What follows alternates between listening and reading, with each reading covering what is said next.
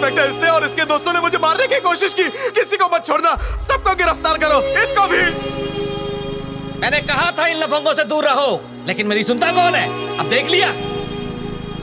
जब से इन लोगों ने मेरे बेटे से दोस्ती की है, उसकी जिंदगी को बिल्कुल बर्बाद करके रख दिया है। इन लफंगों ने आज तुझे पुलिस स्टेशन पहुंचा दिया। जैसे घर में संस्कार मिलेंगे, बच्चे वैसा ही तो करेंगे। साइन कीजिए और इन्हें ले जाइए।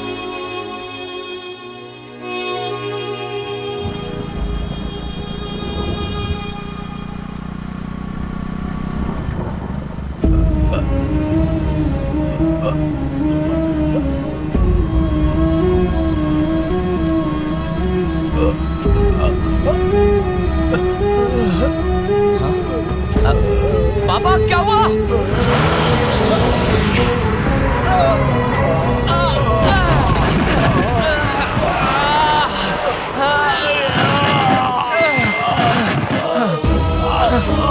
पापा क्या हुआ?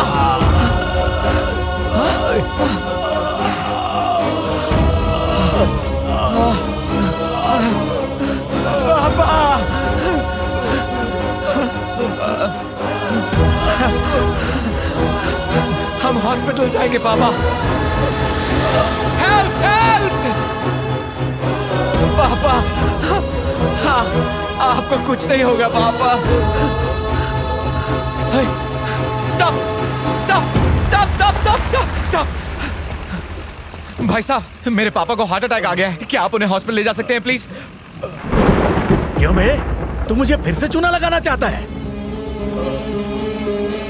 तुम जैसे घटिया और आवारा लोगों के लिए ये एम्बुलेंस नहीं बनी है, जो इसकी कदर ही नहीं करते हैं। मैं तेरे नाटक पे फिर से विश्वास करूंगा क्या? नहीं सर। फ्री में ट्रैवल करना चाहता है, पैसा नहीं है तो भीख मांग ले, और भीख ना मिले तो मर जाने दे। तेरे मजाक के चक्कर में किसी की जान चली गई तो उसका जिम्मेदार कौन होगा? मैं मजाक नहीं कर रहा, मेरे पापा को सच में हार्ट अटैक आया है। क्या पापा? अबे ओए, इस आवारा के साथ मिलकर नाटक करते शर्म नहीं आती तुझे?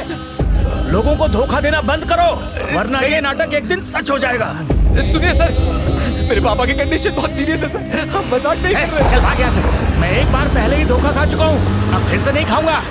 सर मेरी बात सुनिए सर, सर हम मजाक नहीं कर रहे। प्लीज रुक जाइए, रुक जाइए सर।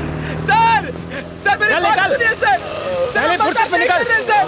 सर प्लीज रुक जाइए सर, सर प्लीज। यहाँ तक कि अपने परिवार के लिए मैंने अपनी ख्वाहिशों का गला तक घोट दिया। फोटोग्राफी को छोड़कर मैंने एक कंपनी में मामूली मैकेनिक का जॉब कर लिया। मुझे गर्व था अपने बेटे पर, कितना प्यार करता था उससे, मगर आज उसने मेरा सर झुका दिया, शर्मिंदा कर दिया मुझे। आज मैं जमीन पर नहीं गिरा हूं, अपनी नजरों में गिर गया। पापा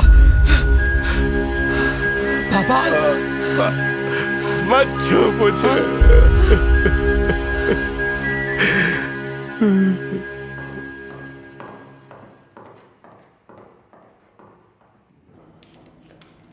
ये माइल्ड हार्ट अटैक था। मैं कुछ दवाइयां लिख कर दे रहा हूँ, उसे टाइम पर लेते रहिएगा। श्रीधर चलो चलते हैं। हाँ? हाँ। सुनो राम, तुम बाइक पर आ जाओ, मैं श्रीधर को लेकर ऑटो में आता हूँ। और हाँ, अपनी माँ को कुछ मत बताना।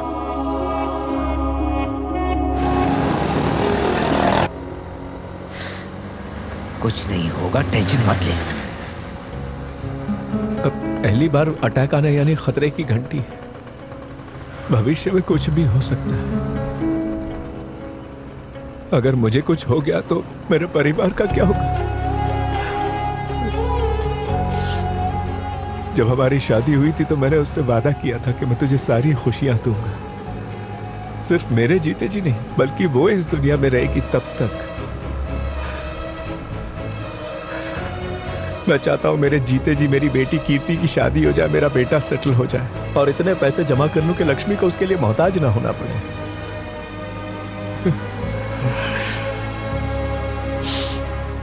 मैं तुम्हारे डैड को बचपन से जानता हूं, तभी से हमारे दोस्तों को लगता था कि तुम्हारे डैड बहुत मजबूत दिल के हैं, लेकिन अब लगता है कि वो दिल कमजोर हो गया है। दरअसल बच्चे ही माँ बाप के दिल की धड़कन होते हैं, और बच्चे ही अगर कामयाब ना हो तो दिल भला कैसे मजबूत होगा।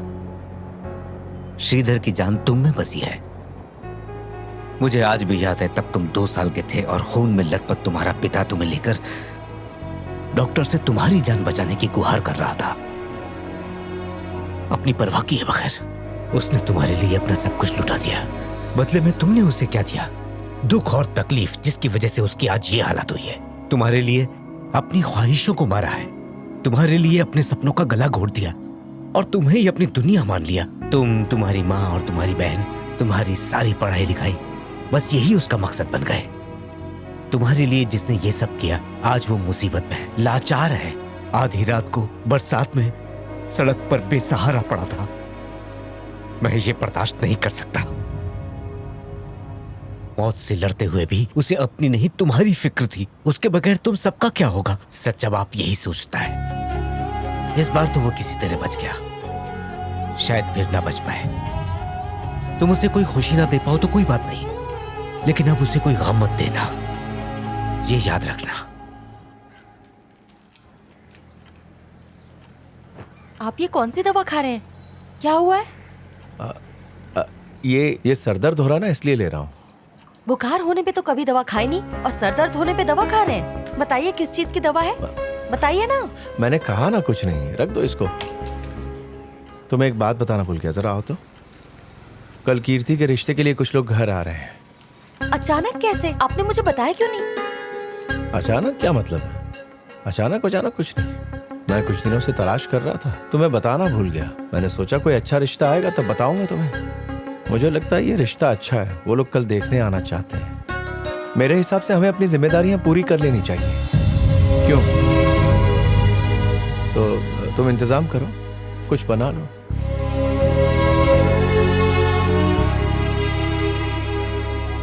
तुझे लड़की पसंद आई ना? पसंद है पापा। मुझे भी पसंद है। भाई साहब, हमें आपकी लड़की बहुत पसंद आई। धन्यवाद। हैंडसम है ना? बाकी लेन देन की सारी बातें मैंने भाई साहब को समझा दिया, आपसे बात कर लेंगे। आगे की बात मैं कर लूंगा। ठीक है, हम चलते हैं। तो चलते हैं। नमस्ते। नमस्ते नमस्ते आइए। नमस्ते नमस्ते। देखिए, हाँ जी। वो लोग ज्यादा नहीं, बस 10 लाख मांग रहे हैं और बच्चों के रहने के लिए एक फ्लैट। अरे ये सब आप अपनी बेटी को तो दे रहे हैं, इसमें सोचना क्या है? सोना तो दे रहे हैं ना। 10 लाख रुपए और एक फ्लैट, बस इतना ही। आप टेंशन क्यों लेते हैं? मैं कुछ ऊपर नीचे करता हूँ ना। एक अंदर की बात बताता हूँ, कई और रिश्ते हैं जो इससे ज्यादा पैसे दे रहे हैं। आपकी बेटी किस्मत वाली है जो ऐसा रिश्ता आया है। आप बस हाँ कह दीजिए, ठीक है ना? पैसों का इंतजाम हो जाए तो बता दीजिएगा। चलता हूँ। नमस्कार। नमस्कार। लड़का तो अच्छा है ना? मैंने पूरी इंक्वायरी कर ली है लक्ष्मी। लड़का और उसका परिवार दोनों अच्छे हैं। ससुराल में हमारी बेटी खुश रहेगी, उससे बढ़कर और क्या बात वो होगी? तो ठीक है, पर इतने पैसे कहाँ से आएंगे? पापा, हाँ? मैं उस परिवार में शादी नहीं करना चाहती। क्यों बेटा? आपको वो लोग लालची नहीं लगे क्या? यही तो आजकल का चलन है, इसमें लालची की क्या बात है? जो भी हो पापा, मैं उस लड़के से शादी नहीं करना चाहती। और प्लीज आप मेरे लिए टेंशन मत लीजिए, उन लोगों को ना कह दीजिए।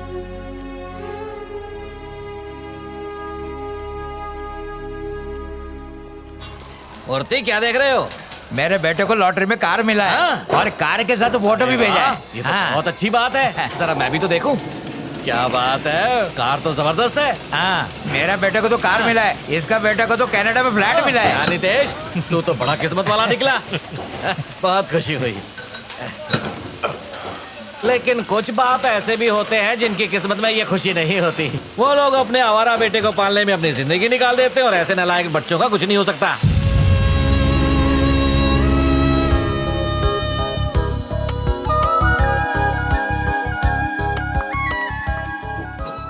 यहाँ क्या कर रहा है? चल खाना खा ले।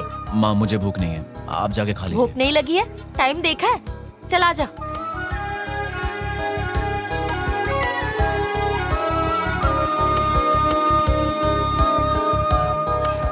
सर, मैंने सुना है कि आपकी कंपनी में कुछ इवेंट्स हो रहे हैं अगले हफ्ते। हमने भी कंपनी शुरू की है सर, लेकिन सर हमारी कंपनी का कॉन्सेप्ट बहुत ही अलग है। हम इवेंट्स तो करते हैं लेकिन हम उन्हें सरप्राइज कहते हैं। हाँ, मैं तुम्हारी कंपनी को अच्छी तरह जानता हूँ। सोशल मीडिया पर तुम्हारी कंपनी के काफी चर्चे हैं। तुमने देखा नहीं क्या? रुको मैं दिखाता हूँ।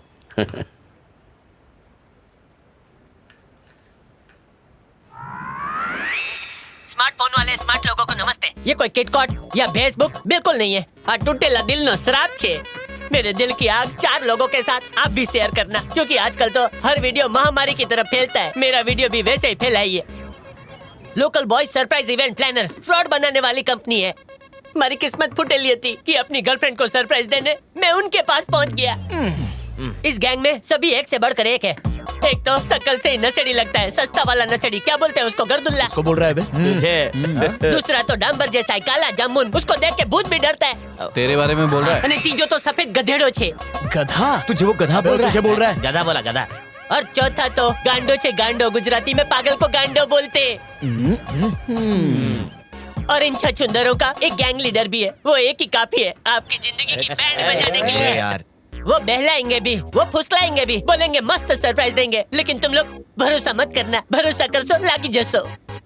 बर्थडे के दिन वो तुम लोगों को मौत के मुंह में डाल देंगे। अगर शादी है ना तो तलाक करवा कर ही छोड़ेंगे। अगर कंपनी का इवेंट है तो कंपनी का दिवाला पक्का। वो इंसान नहीं है, चलते फिरते एनाकोंडा के बच्चे हैं। एक लीडर नी साथे 4 चमता जिंदगी जंड करवा वाला। जब पैदा हुए थे पनौती की टोकरी साथ लाए थे। मारू तो मगज खराब थई गયું, पर आप खुद को संभालो वरना सब खत्म, बर्बाद थई जसो। एकदम ऐसे ही जैसे मैं हो गया हूँ। कंट्रोल करो, हंसना मत, वरना बोरिया बिस्तर गुल तुम्हारा।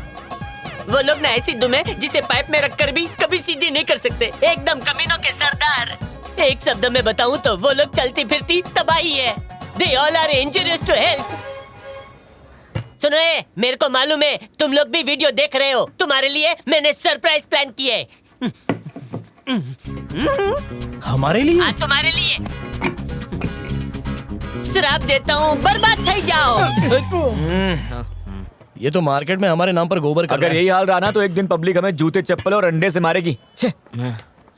इस चिरकुट के वीडियो को 40 लाख लाइक्स मिले हैं। इसने तो पूरा भांडा फोड़ दिया। अब कौन काम देगा हमें? कौन काम क्यों देगा? देंगे वो काम? सरप्राइज एक तरह का इमोशन होता है, और अगर तुम उनके इमोशन के साथ खिलवाड़ करोगे तो बताओ कोई भी तुम्हें काम क्यों देगा? अगर हम किसी के चेहरे पर एक छोटी सी भी स्माइल ले आए तो ये हमारे लिए सबसे बड़ी जीत होगी। तुम्हें पता है क्या करना है, लेकिन करने का सही तरीका क्या है ये नहीं जानते। यही तो प्रॉब्लम है। अगर सही से प्लान करोगे तो सब कुछ ठीक हो जाएगा। सही से प्लान करने के लिए ऑफर होना चाहिए। हमारे पास तो काम ही नहीं है। मैं तुम्हारे लिए काम लाई हूँ। मैंने इसके लिए पहले ही एमडी सर से बात कर ली है। कल एमडी के डैड का बर्थडे है, वो हमारी कंपनी के चेयरमैन है। अगर तुम ये इवेंट सही से प्लान करोगे तो हमारी कंपनी के सारे इवेंट्स तुम्हें ही मिलेंगे। तुम्हें पक्का यकीन है? पक्का। हम एक शानदार इवेंट करेंगे। अपने एमडी सर से मिलाओगी ना?